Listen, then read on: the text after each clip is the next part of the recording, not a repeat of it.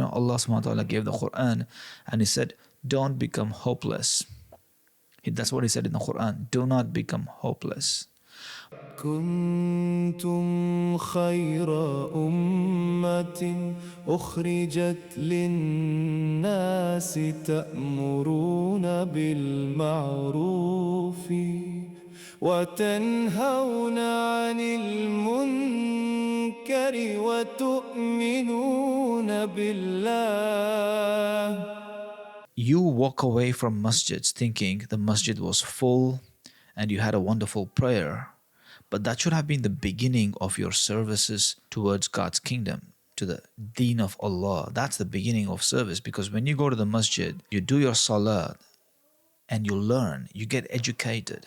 That is why exactly you recite the Quran, to become educated. And you do not recite the hadiths there in your prayers, do you? You don't.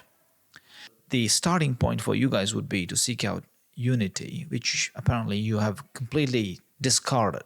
It's not even in your psychology. Unity, forget about it, because you've been fed with this very inappropriate hadith that you are to become divided.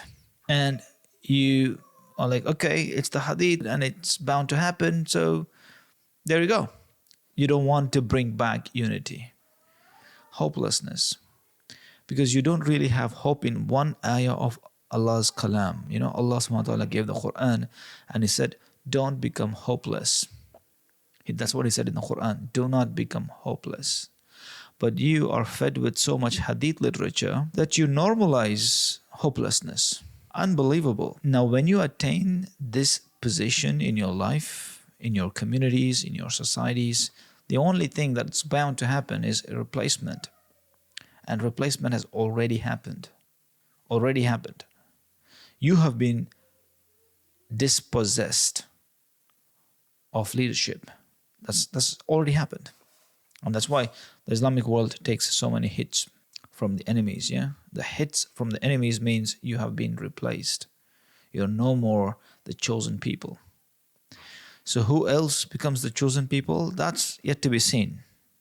Previously we did see Arabs were replaced with the Turkic people. But now the Turkic people stand replaced because they have become materialists. They're happy with what they have. They've got funds, they've got salaries from the mosques. Easy peasy. They've got an easy life. They don't pursue knowledge, wisdom. They don't articulate Allah's invitation to the larger world. They have no capacity, absolutely no proficiency in dealing with the atheists in the world. All of this chaos tells you what? Tells you the Qiyamah is close. And unbelievably, the Jews still think they're going to heaven. The Christians think they're going to heaven. The Muslims think they're going to heaven.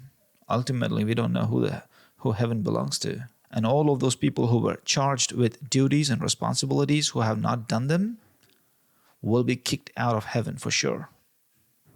Your first duty is to find unity. If you fail, you inch closer to hell.